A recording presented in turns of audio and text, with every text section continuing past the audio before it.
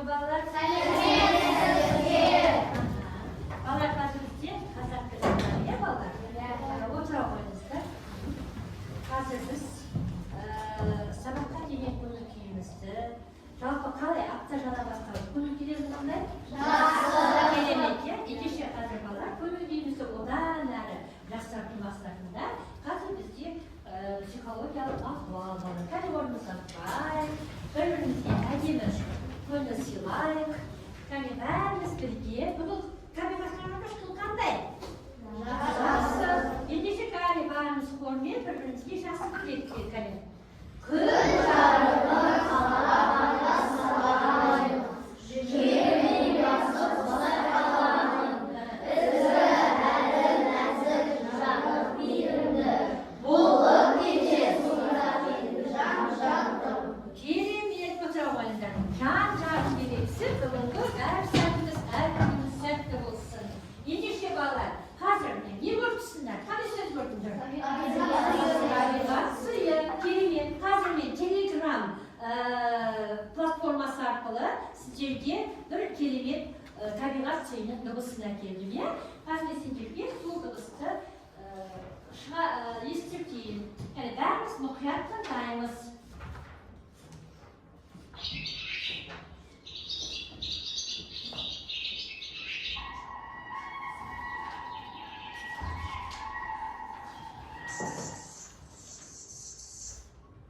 Балалар, менің дыбысын естідіңдер? Құстардың.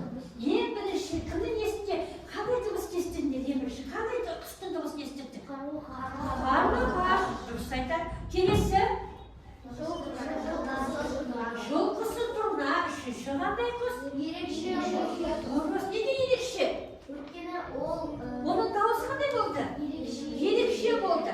Қарлығаш қандай құс негізі балалар? Қамқор құс. Дұрыс айтасыңдар. Дұрыс айтасыңдар. Адал, жақсы. Неге мен бұл балалар бұл құстардың дыбысын, құстардың атауын неге сұрап отырмын? Қандай айтамыз?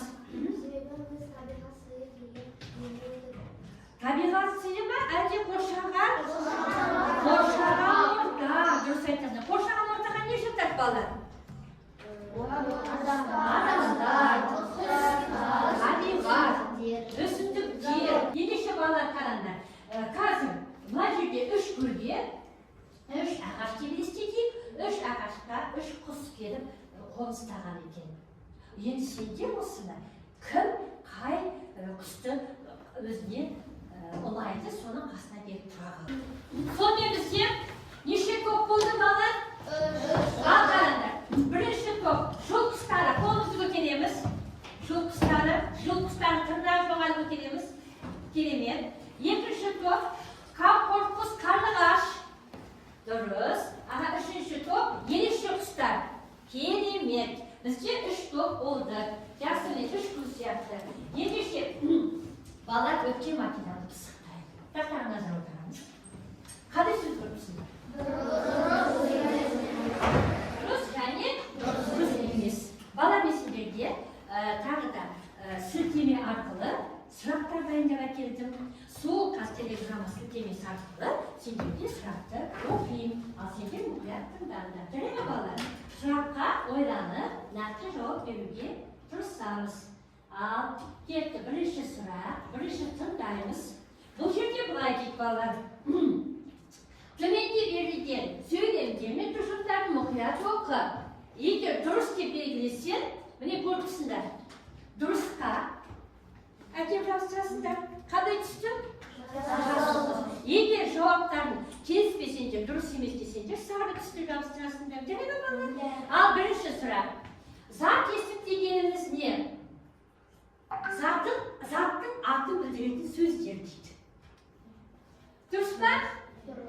Дұрыс. Ендеше жасыл нені әкеп жабыстырамыз. Тез. Бірақ оқушы. Тез балар. Тез амадер жабыстыра ғой. Жақсы, керемет. Дұрыс деді. Жақсы. Келесі сұрақ. Жоқ, қағазын бетіне жабыстырамыз. Бола берсін. Келесі. Болды, жетеді. Отыра ғой. Келесі.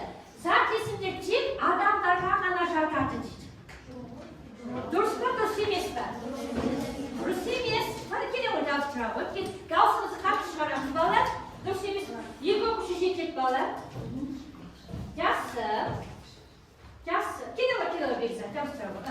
Üçüncü sürat. Жалқы есімдер барлық заттарға ортақ ат береді. Жалқы есімдер барлық дейді. Қалай? Дұрыс емес, дұрыс айтасыздар. Дұрыс емес. Неге дұрыс емес? Жалқы есімдер неге жатады? Өйткені ол тек адамдардың аттарына, Және? жердің, қалалардың аттарына. Дұрыс, жер су аттар, адам аттар. Жақсы, керемет. Қош келдіңіз бала. Келесі. Алматы, Айгүл, Евразия сөздері жалқы есімдер. Алматы, Айгүл, Евразия деген сөздер жалқы зат есімдер дейді. Дұрыс. Дұрыс деген стильдерді апарамыз. Әмина, Ернұр, дұрыс. Аяжан, керемет келісіп отырсыздар, иә? Енді бір-бірлерді бағаландар. Жақсы, жарайсың, талпын. Жарайсың. Неге жарайсың? Өйткені барлығымыз өте дұрыс айтады. Барлығымыз тырыстық. Қош келдіңіз. Ендеше бүгінгі сабақтың мақсатына, бүгінгі сабақтың тақырыбына да келіп жеттік. Балалар, мен жаңа өзім айтқандай, біз зат есімнің жіктелуі деген тақырыпты жалғастырып жатырмыз. Әр сабақта біз не қоямыз? Мақсатқа не істейміз? Жету керек, біз дұрыс айтасың. Ал жету үшін не істейміз? Және жұмыс жасаймыз. Сабақтың мақсаты, тыңдаңдар бала, сабақтың мақсаты қандай бүгінгі? Осы мақсатқа жұмыс жасаймыз. Аман келді айтты ғой, жұмыс жасаймыз деп. Оқыған, тыңдаған және аудиовизуалды материалдар бойынша жазба жұмыстарын жүргіземіз.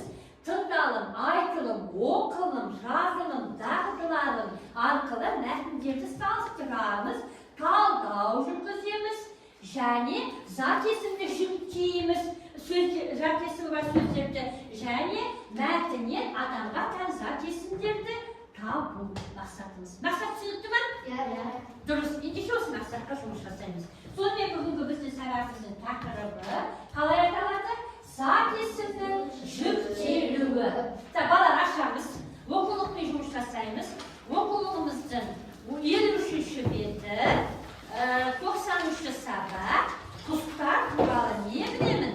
Зат есімнің жіктелуі деген тақырыпты ашамыз. 28-ші жаттығуды ашпас бұрын бірінші қазір мен тағы да сіздерге сілтеме арқылы балалар не әкелдім?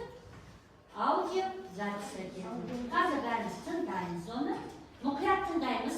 28-ші жаттығуға байланысты бұл балалар тыңдаймыз. Жаңа мақсатта болды. Тыңдалым. Тыңдағаннан кейін айтылым. Сосын жазылым. Ал кеттік балалар.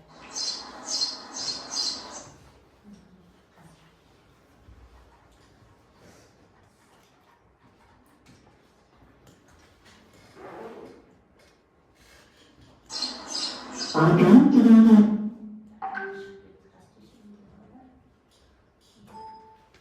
жақын келіп қоныстанғанымыз қандай жақсы болды.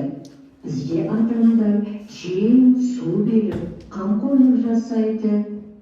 Мен қарғамын. Мынадай қалың қарда дән қайдан табылсын? Ағаш бүршігімен, кеткен жидекпен күн көре тұрамыз да. Мен сауысқанмын. Қаз, сен жылы жаққа кетпеп дедің. Құс түскенде онда не көрірсің? Сауысқан-ай, танымадың ба? Біз үй қаздарымыз ғой. Сен өзі неге жылы жаққа кетпедің деп сұрады қаз. Енді мәтін түсінікті ғой, иә? Сұрақ балалар. Құстардың несі бұл? Әңгімесі. Неге құстардың әңгімесі деп тұр? Неге құстардың әңгімесі? Ернұр.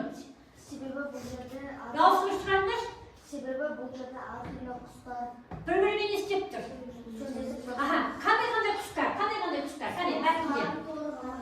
Қарға, мен торғаймын дейді. Торғай, сосын қарға, сауысқан. Неше құс? 3 құс. Енді сұрақ балалар. Мәтіннің тақырыбы мазмұны сәйкес келе ме?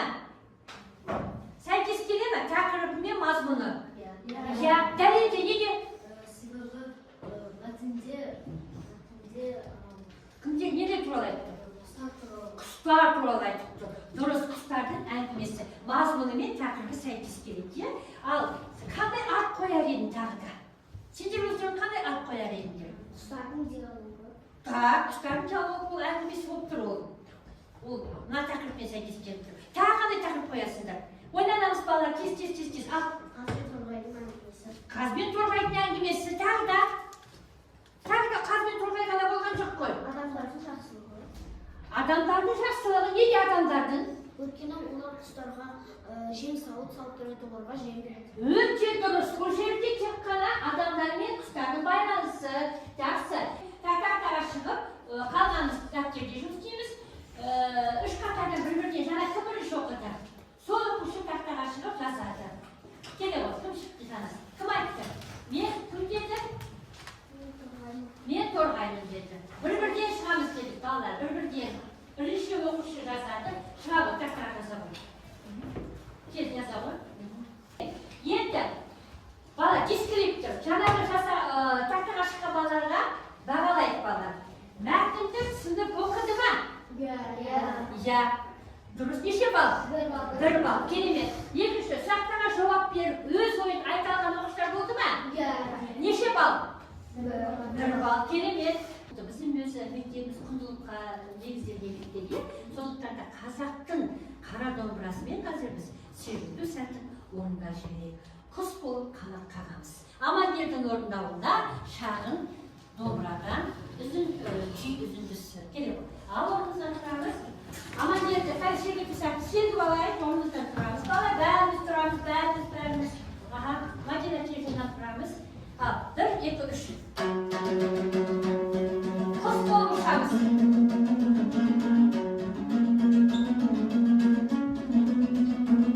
Керемет. Домбыраның үнімен бір құс болып самғап алды. Рахмет балалар. Жақсы.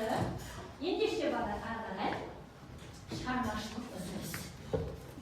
Бұл тоқтығыз 7 аптада неше сөз оқу мүмкін? Дәлелде. Себебі? Себебі төртке қосамыз бірді, оларды 5. Аха. Онда 12-ге қосамыз бірді, онда 13. Аха. Ал содан кейін 5-ке қосамыз 3-ті болады 8, онда 16 болады. Дұрыс па балалар? Келісесіңдер ме? Ал енді жауабын шығарайық. Мәтіндегі сөздерді пайдаланып, жауабын таптыңдар ма? Неше балл? 1 балл. Керемет, қошеметке қоямыз. Ал енді балалар, бізде шығармашылық жұмыс болғаннан кейін қазір 3 қатарға, бірінші қатарға міне мен таза ақ парақ қағаз беремін. Міне таза осы ақ қағазға ерекше құсты саласыңдар, тезірек жылдамдырақ. Бәрі топпен жұмыс істеңдер. Екінші топ. Балалар, сендер сағаттың басында айтыңдар, иә? Аружан тыңдай ғой. Сағаттың басында айтыңдар. Мақсат болды, иә? Ал қалай ойлайсыңдар? Бірінші сұрақ бойынша. Бүгінгі оқу мақсаты қандай болды?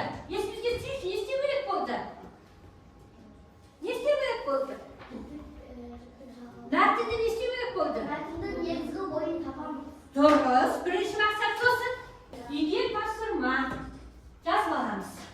Ал осы қай құбылысты бүгінгі сағатта өзінің қандай әсер алдыңдар? Тамаша болса күннің көзі, жақсы болса бұлтты күн, бұлттың артында күн әсер шығып тұр. Ал ұнамай қалса онда жаңбыр күнді таңдайсыңдар. Қайсысын таңдайсыңдар?